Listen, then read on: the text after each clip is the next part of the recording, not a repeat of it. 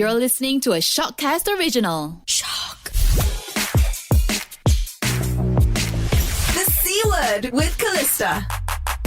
Welcome back to the C Word. You're with me, Calista, and this is the season finale. We're on episode 10 of season 2. I can't believe we've been through 2 whole seasons, and I couldn't end a season without having one of my most creative colleagues. he's going to go into all his humble mode, but don't believe him because he is this multi-talented guy. He can do anything and everything you ask him to and anything and everything you don't ask him to. Keanu, welcome to the Thanks for having me. I could do everything except for TikToks like Calista, 50 transitions in a month. Nope, not that. That I can't do that. Neither can I. I'm only on transition 5. So. And she's succeeding at least. The HITZ team would have to bug me all the time. Keanu, did I ask you for a TikTok 2 weeks ago? Oh, sorry. Calista, they haven't asked yet. She will send 5 already up front. That's her. But you know why? Because Keanu is so busy. So if you don't know, Keanu is the host of HITZ Nights, which is the exact opposite show of my show, which is HITZ Days. Mm-hmm. We don't get to cross paths a lot because there's another show in between us, but That's now right. is my time to grill him because he has so much going on in his life. I cannot keep up. Please tell me, how many hours do you have in a day? I don't even know anymore, to be honest. I feel like I don't have enough hours, to be honest with you. Yeah, because you're doing so many things at once. That's a problem. I feel like that's kind of a problem because I just cannot sit still. And no, I don't think I have ADHD, guys. I checked. I took several tests. But it's just like a habit of mine. I don't know why. Since I was a kid, I can't stay still. You could put me in an open house and I can't stay still. It's not mine. Let's say Calista's Chinese New Year open house. I'll be there. Okay? And then I'll be like, oh my God, Auntie Wai Ling, how have you been? I have seen this firsthand. We actually, one of our first events together, we went to an Astro, it was a Riot Open house. Yeah. Oh my God. Oh my gosh. Keanu was like, oh, teman me. So I'm like following him around and he's just going over to everyone. Oh, hi, welcome. Did you find your seat? The food looks so good. He doesn't even introduce himself. He's just like. Assuming as if everyone knows who I am. Kan. Pala, it's not even my open house. It's Astro's open house. Who did I think I was? That was my first introduction to Keanu, and it was it's like a crash course. When you know Keanu, you either know everything about him or you know nothing at all. And Brilliant point. I kind of miss the days that you first joined HITZ because I felt like we spent so much time together and we were always talking about something random. You're right. And now you were my first friend, Calista. You were my first friend. Those were the I was days. so scared of everyone.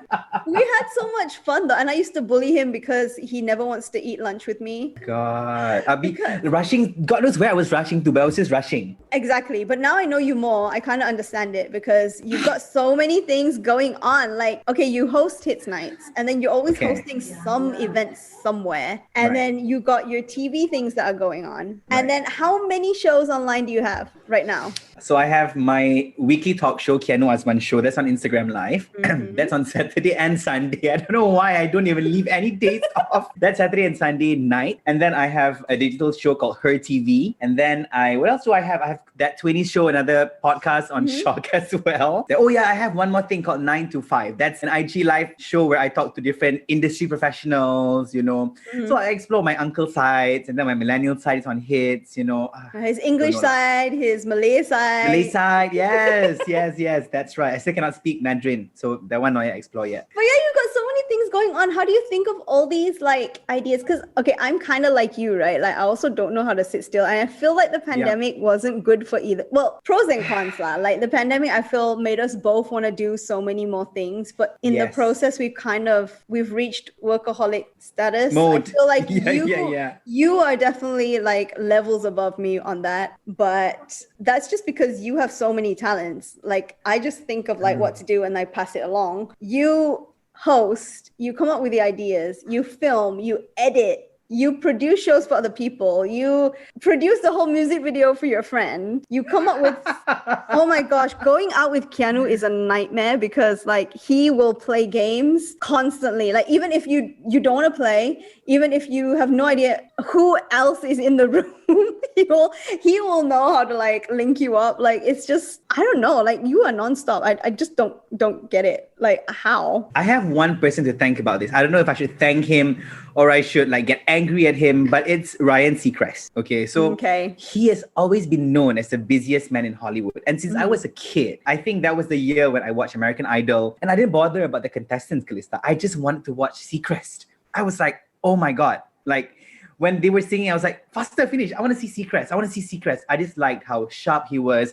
I liked how he was always dapper in his suits and his hair was always on fleek. And then I Googled up about him. I remember like religiously following his Wikipedia page. Back then, we couldn't really stalk like Instagram profiles, guys. But that was why, I think, because he was always very busy. And I had this like motivation. Every time I looked at him, I'm like, oh my God, I want to be the busiest man in show business, even if it's in Malaysia.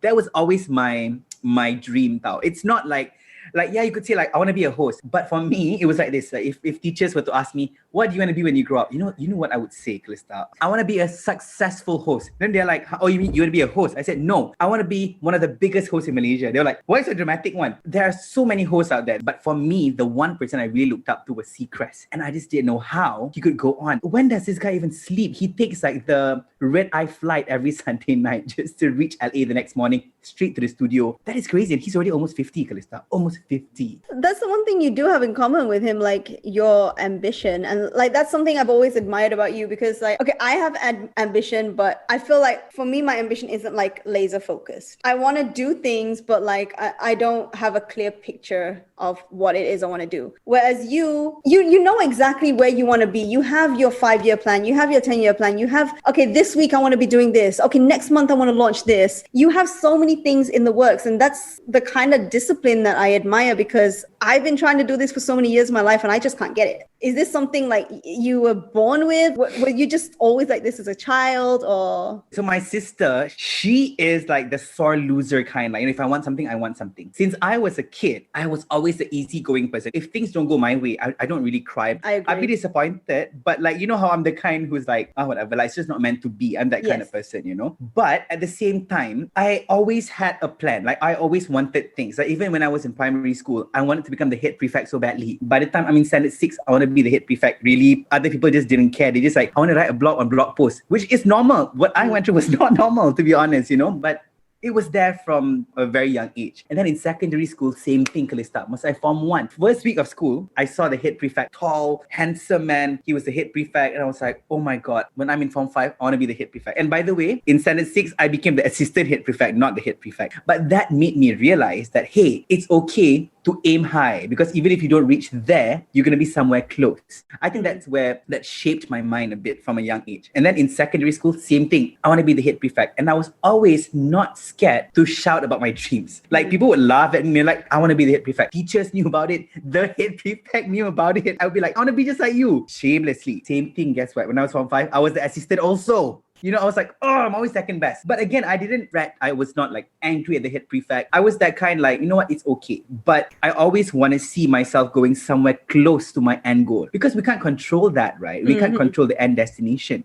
We can, though, maneuver the route towards the destination. So that was what was always pushing me to get what I want. Like, I'm always telling myself, hey, I want to be like Ryan Seacrest, but if I don't become like him, I hope that I'll be successful. That's it. That's all I want. And to be happy. Because successful is very subjective, right? It's not just about like achieving and like, oh, I got this, I got that. I don't want to be empty on the inside. So I told myself, no matter what, because I don't know if Seacrest is even happy. We see him successful from the outside, but we don't know what he feels. So I think as I age, like now, my end goal is just like whatever I'm doing, I just want to be happy. Yeah, and I think like everybody defines success differently, right? Like what I perceive as success might be completely different from how you perceive success. And we could be in like the same industry. One of the things I think a lot of people who know you or who have seen your videos or even just on HITZ, like one of the comments you always get is, oh my gosh, Keanu's confidence gila. Like, really? Yeah. Shall I pull up that Ed Sheeran video? Because people would say like,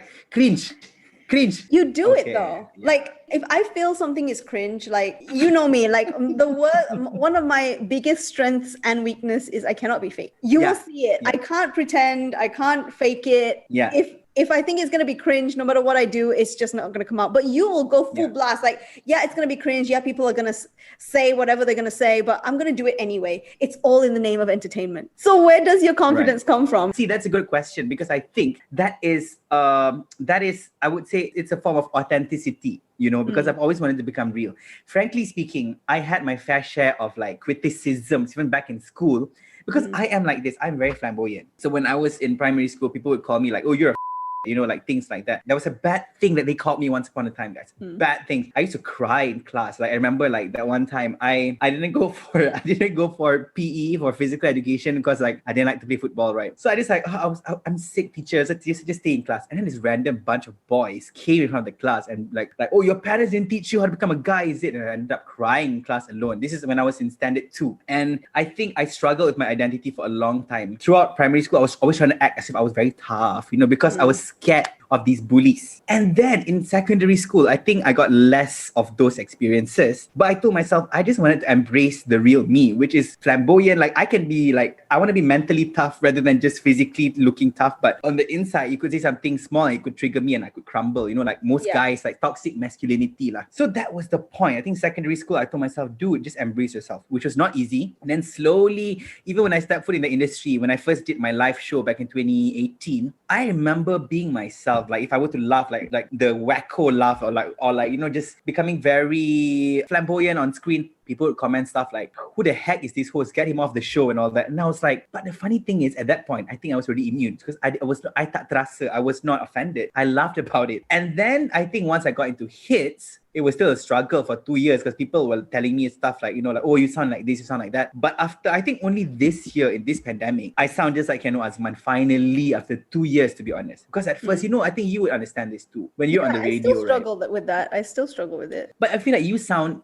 from the first time I heard you, I was like, you sound exactly like you. And I was like, how does Calista do it, man? It's like how she laughs when she's on the phone. I would always control before this, like, well, all right then, right now. Keanu Azman doesn't talk like that. Keanu Azman talks like this, So over time, I embrace it. I feel like the thing is, if you go back to what you said, like when you were in school, you found yourself early, and that's why you struggled to find yourself on camera, but you knew who you were inside. I feel like that's something that I struggle with, whereas I know who I portray myself to be on camera, but being someone especially from like a mixed background, and I think a lot of mixed kids can kind of relate to this, you always feel like you don't belong, because it's true. Like for me, I'm not Chinese enough to fit in with the Chinese kids, but then I'm not like white enough to fit in with the white kids. And then like there's also that language barrier, as you know, with Malay, because even though I speak Malay, the Malay is different because I'm from Sabah. So when I'm in Semenanjung, it's weird. And then you've got all this pressure to sound a certain way, which no matter how much I try. So I know who I was portraying in front of the camera and on air, but on the inside, I don't really know which direction is the real direction I want to go in. And I think that's something that, because I was also talking to a lot of mixed kids recently, and I think it's something that we will struggle with for a long time. You'll just never find that mold to fit in. And even with English,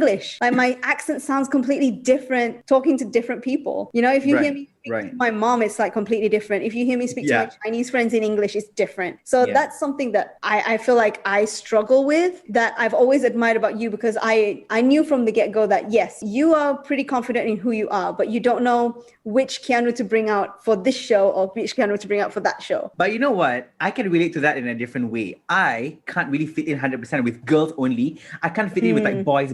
And then slowly I realized that everyone struggles with this kind of thing in different ways, just in one way or another. Like for me, I always had more girlfriends since I was a kid. Maybe that was partially why people always like tease me as well. Like, oh, you got no guy friends, you're not guy enough. And then I fought so hard to get like guy friends in college, and that did not work out that well too. And now I feel more comfortable because I feel like I don't even need to choose. It's like, and not a one shoe fits all kind of thing. It's like, we got to be versatile maybe, because honestly, I can't fit into one particular group too, actually. When I started the show, I said we're very different. We're like HITZ days and HITZ nights. And if I bring it back to that, I was the complete opposite of you. Growing up, all my friends were boys. I didn't want to wear skirts until my friends forced me at like 15, 16 years old.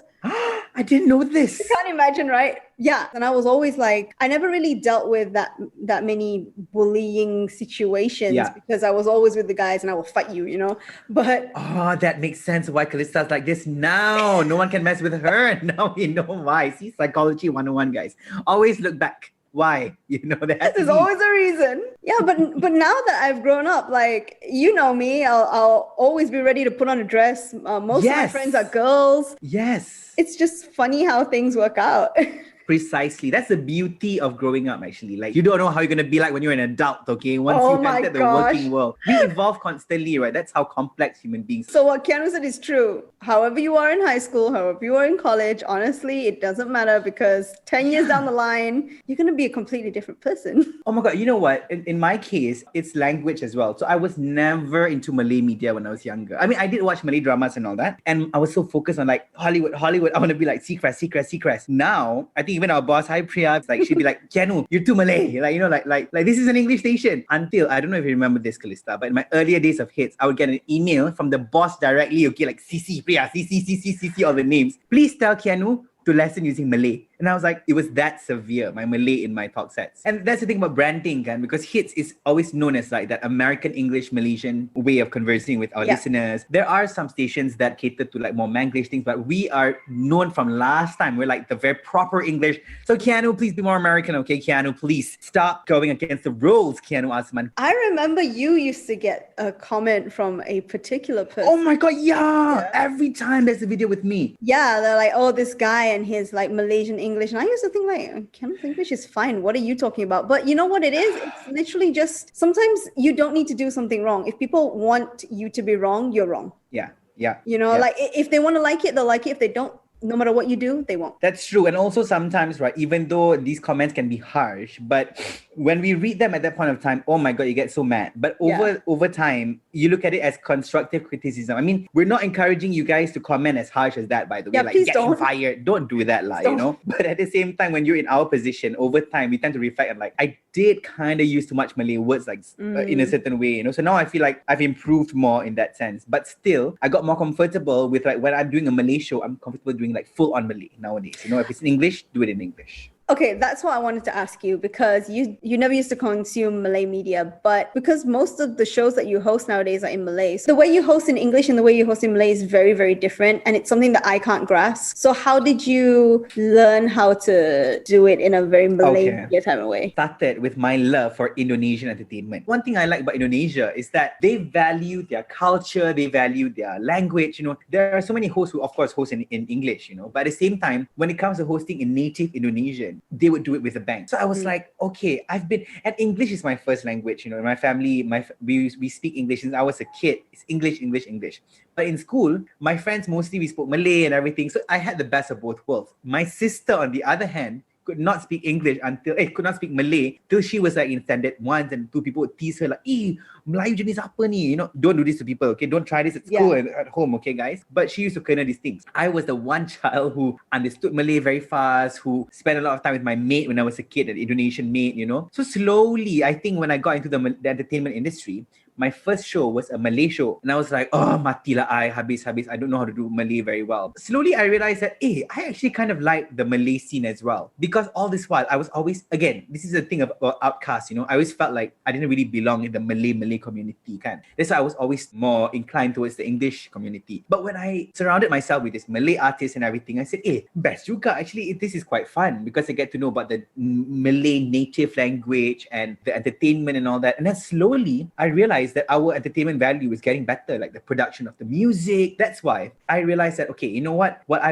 really love doing English contents, getting like guests to speak English, but I want to make Malay content because I want to highlight about these things. You know, I really care about these values like production value. Even in movies, for example, if I look at a movie that I think editing was good, cinematography was good, I'm like, I don't want to see the same Malay interviews yang macam, tell us about the movie. Best tak? Like, okay, these questions are great, like, but it's too frequent. What if these people in the Malay scene, they also want to be asked good questions, you know, about like the backstory behind it, you know, the script, why did you choose this, why did you agree to this craft and all that. So I said, hey, you know what, if I'm done condemning how interviewers in the Malay community Some of them are good, but some are, honestly speaking, like it's so on the surface. And we've been doing this for so long already. So I said, I don't want to condemn. I want to be in it, be the change that you want to see, you know? So that's what really started everything. That's why I'm doing my talk show and everything. Like, ask the questions that you want to hear these artists being asked. I just want to say like one thing about Keanu, and I've told him this before. Like the last time we took him out for his birthday, he was trying to play a game, so we deflected by making him the center of attention instead. So what do you guys like about Keanu? We went around the table, and I don't know whether you remember what I said, but I still stand by that. And it's that for me, Keanu's best quality is he is such a supportive person. He always makes it a point to, you know, boost up his friends. He makes it a point to bring attention to things that maybe other people will overlook. If he knows you want something, he will try his best to like get it to you, or at least, you know, drag the horse to water. He can't force the horse to drink, but he'll drag the horse to water, and hopefully it'll happen. He's just someone who is very committed to shining a spotlight on other people's good points. And I feel like that is, for lack of a better word, like it's karma. It reflects back on you because you do that for other people. And then it reflects back to you because other people in turn want to do the same. Don't cry. Be right back, guys. And we'll be back after the break, okay, guys? And we're back. It's your show. Why am I doing this? The season finale must have, you know, tears of joy and tears of sadness. Exactly. And no show can be complete without some Keanu Azman drama. So. But you see, that's something that I really hope more people do, which is like uplift each other. It's not always about the big things like, oh my God, you just got something, like let's celebrate. It could be tiny things like you're sitting at a table with friends. And like, let's say if Calista brings a new friend there and like no one knows that friend. Don't like seeing anyone being left behind. I don't like that because I think we all know how that feels like, right? You should, like, that's why people say read the room, you know, because we need to make everyone included, you know. So sometimes when you see, I try to be attentive, like as much as I talk a lot, but I like to make people like, okay, I do want to talk, but let's include you. You know what I'm saying? Like, it's not necessarily like, okay, you talk, but like, I want to talk, but I will introduce you like, hey, aren't you the ni? Always, I try to do that, you know, like even when I tried to audition for this Malay show on the Astro, Hero Remaja, right? Everyone was like this. It's like a male beauty pageant, kind of like, And I was like, where are you from? Just like asking them. And then everyone started like from like, Selangor, shut up, And then at the end of the day, we're all like laughing, ha ha ha, and that made me so happy. And then when they texted me and said that like, oh, Keanu, you broke the ice for me, I was so nervous, but I felt better. That makes me happier than even getting the job, to be honest. I'm still happy that we made the connection with people around me. Frankly, when I leave a company, like from my previous jobs and all that, it's always the people that I still hold on to. Like even from my advertising job, which was like 3 years ago, we're still super close because I try to keep a good rapport with anybody, no matter what happened at that point of time. Once I'm out of there, I will never forget, and I will try to keep the bond as close as possible. I think that's something that I just like inclusion. You know, I like to include anyone and everyone. No one should feel left behind. No matter what you do, no one should feel like, oh my God, I want to be here. Like even if it's an awkward time, I think someone needs to at least involve you in a conversation. Yeah, I think you definitely do that very well, sometimes too well, as we have told him many times at dinner parties, but... behave yourself, Keanu. Yeah. Like, okay, so that's like, never going to happen, kan? Stop. Salam lah, buat open house, macam open house sendiri. Oh my God, Keanu, calm down. You said you weren't comfortable speaking Malay, but your first show ever was a Malay show. So how did you even get it comfortable speaking the language? I was doing like a digital show already prior to that with this one media company lah. Okay, this was in 2017. Okay. Then it was an English show, by the way. And then the producer said, hey, this one channel, they're looking for a new host lah for their new program. I said, okay, let me send. It's in Malay, by the way. Malay. The one lah. No, just try, Keanu. Seriously, just try. Okay. And guess how my audition video was, Macam perhimpunan sekolah, guys. Macam ni. Baiklah, tuan-tuan dan puan-puan. I kid you not, Calista. I still have the video on my phone. Tuan-tuan dan puan-puan. Hari ini saya akan bersama dengan seorang, like so formal, dengan sampai tuan-tuan puan-puan. Mana ada pembaca berita pun, they don't address you as like ladies and gentlemen. Okay, this is not a formal company dinner. So I sent it and then I was like, I'm not going to get it lah. Okay, that was my bad habit once upon a time. Even when it came to HITZ, I was like, I'm not going to get it lah. Like to downplay myself. Don't do that, guys. So I was like, I'm not going to get it. And then like a month later, I got a random call. Hi, we're calling from this show. I'm like, yeah, can you come in for like a second audition? Okay, I went in. But that time I was like, okay, I studied like Malay shows and all that. But not the best Malay, but I tried to deliver as Malay as I could. Multiple rounds, and then I got the show. Still struggle because on the show, for example, it'd be like this, like, baiklah semua, hari ini we will be with Calista. You cannot do that. You know, we cannot do that. Actually, that's a formula. You can use Manglish, but finish like one sentence in Malay, then with English. Not both. You can't jumble up in one sentence. But believe it or not, Calista, my Malay improved when I was in HITZ. Funny, kan? And now I consume even more Malay entertainment. Like every day I would consume at least like a talk show or like drama or something like that, you know, because reading is one thing, but when you're listening, conversational. Okay, so that means your first industry job wasn't in Malay, it was in English. Actually, yes, which is hardly even in my resume, to be honest, but I did that for about a year. So how did you get that job then? That. Yeah. For sure you went up to the door and were like, hello, my name is Keanu Azman, you should take me as your new host. The ones that I did that, I got rejected before that so many times. Oh, yeah, interesting. So can I tell like I'll shorten it. I'll chronologically like the rejections leading up to that. So my first audition, yeah, exactly. So like my first audition that got rejected was when I was in college. They were looking for a travel host. I was like, I will go. I was so early and everything. I went, hosted, hi, semua Malay show. Hi, semua. The casting director was like, maybe hosting is not meant for you. He said that to me.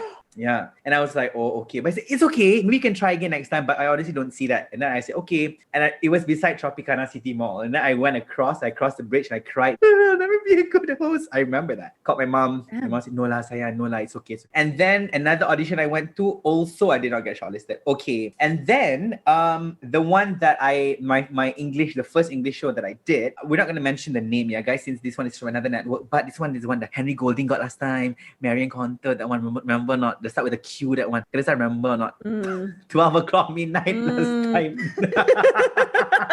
That one, you all know, right? That one.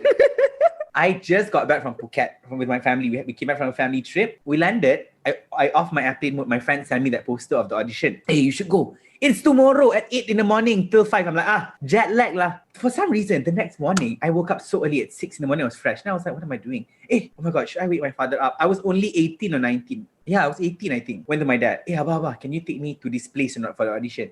Can. Okay. So my dad took me there. I was the first person who arrived. Oh my gosh, okay. First. Yeah, I was like, okay. So I went in, did my thing and everything. And it was just myself. I came out of the room, Calista. Boom, full. I was like, there goes my chance. Like, you know, people always say like, don't be the first or like, don't come too fast, right? Because they're going to forget about you once you see other candidates. That was how I felt. I was like, which year was this? 2016. Okay. And then I really thought, and you know, that was like when Insta stories and everything started already. So I stalked their profile and they were Insta storying everyone except for me lah. Because I think when I first went in, they didn't think of Insta storying first. So I was like, okay lah, there goes my chance. Everyone's so talented. A month later, they called me. They said I got it. So I was like, oh, okay. Of course, I was ecstatic. It was my first open door to the entertainment industry for me. But then honestly, the whole year, I felt like I was not progressing. I felt like, okay, this is what I'm going to do for the rest of my life. I will never be whoever I want to be like, you know. And then slowly, that's why people say like patience is a virtue and just keep working hard because you don't know. I didn't ask for the other audition that led me to my TV show. It just happened. And that one also, I was like, don't want lah. Suddenly I got in. HITZ also, guys, if you all want to know, when our boss Priya called me and I was like, I don't want to do radio. I just want to do TV. So mengada, right? People would kill for the HITZ job, guys. And then like, don't want lah. I still have the text from my mom. I don't think I'll get it, but it's okay. It's not like I want it anyway. So mengada tak. And now? I was like, I want TV. And 2 years of your life. Oh my God. 2 years of it consumes most of the time of my day, you know. So that was pretty much the Keanu Azman career chronology. You know what's weird? Yeah, every audition that I went to, this was way before like HITZ. Every single audition I left the room, and I think we did an audition together as well, and every single audition I've been to, everyone's like, oh, that was not bad. Oh, it's quite good. But I've never gotten a TV gig. I've never been maybe that's not what you really want. Maybe that's not what you really want. Maybe your heart knows best. I feel like yes, we get what we attract. Things that we don't realize. Che, welcome to the philosophy of Keanu Azman and Calista Liu. Okay, guys? I always believe in that. Like, you are so good with your TikToks and everything. Like, that's something that I, frankly speaking, I cannot do. But Calista, when you do it, you could do it effortlessly. Or maybe I think she puts in a lot of work. It looks effortless, but it's a lot of work Take going on there.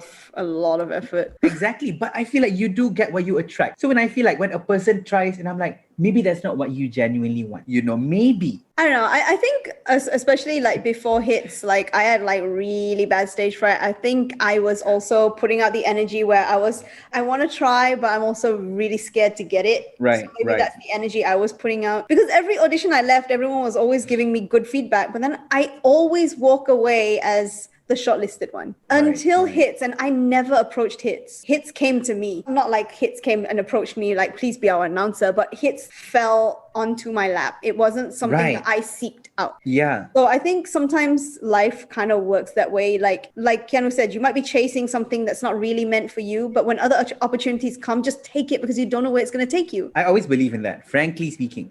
Things that there were so many times where like I also failed auditions, even after getting hits and all that. Means it's not like my rejection stopped once upon a time. It's still ongoing, actually. Even my latest TV show that I'm doing now, I got rejected like 2 years ago, and then they recalled me 2 years later because they still have my profile. And I do realize that, yes, I've been wanting to do TV like since I was small. Like even even our boss keeps telling me this. Like, honestly, Keanu, I don't think I will ever give you a breakfast show in radio because I know you don't even want to do it. I said, it's true. I would rather wake up at 5 a.m. to do breakfast TV than breakfast radio. And I feel like the likelihood of me to get a breakfast TV show is higher than radio also, because of, again, what we attract, what we genuinely want on the inside, things that we don't know, because the universe or God knows more than what we do, to be honest. So there were times when like I would get disappointed, like, oh my God, I worked so hard for this, why did I not get it? Only to realize that could be months later or years later that actually, right, if I had gotten that, I don't think I'd be as happy as now. For instance, my studies, I did not, like, my last education background was a diploma. After that, I wanted to do my degree. Cannot, Calista, I already went to university, I registered and everything, and then the TV show happened. Literally, it just came. And I was like, it's foolish of me not to say yes to this. I mean, how often does a TV show come to a 21-year-old at time? So I took it. And then the TV show crashed. Ratings did not do so well. I did not apply to HITZ. I went to another university, paid my down payment, which is non-refundable. I think a week later, I got the call. And then I was like, okay. I remember this. Right. And that made me realize that I cannot go against the universe's plans, because I don't know so many things, but I will know the reasoning behind this later. And now I do see that, like at this point also, like, I need to earn for my family. I'm technically the breadwinner of the family. If I went to uni, I'd probably be graduating last year. That's it. And then now when I start work and everything, I need to help my family financially as well. So I feel like the universe knows exactly why. At that point, at the point of disappointment, it feels horrible. But later on, because again, it's not like you just winged it every audition. You're going like, what am I talking about? I don't know. Like, Calista still puts in the work. So if you don't get something that you work hard for, there's a reason for that. There's always a reason for that. But guys, PSA, don't simply go into audition like, I don't know what's this. What's the name of the show? Oh, welcome to the C word. Yes, where we talk about not COVID. Content. Sorry, yes. That one you're intentionally getting rejected. You want to be rejected. That's why you're attracted. But Calista does not do that. So when you say that you walk away like, just as shortlisted, but still, that means you did put in your all, but it's not meant for you in those certain parts, Yeah. I believe in that. Yeah. And I think like you mentioning the C word, like it took me so long to like start doing this podcast. Keanu knows he was doing an episode a week. Yeah, and I saw like how much work he was putting in and I was scared. I was like, I don't know whether I can commit to this. But you know why I do all these things sometimes? It's because I don't know like what is my branding also. Because I think we're all figuring out what we like to do too. Like talk show is something that I realize is so me now. Last time I'm like, oh no, I want to do like this entertainment news. Like, hey guys, it's me, Keanu Azman. But I think Calista knows this, and everyone who knows me would know that I am a very people person.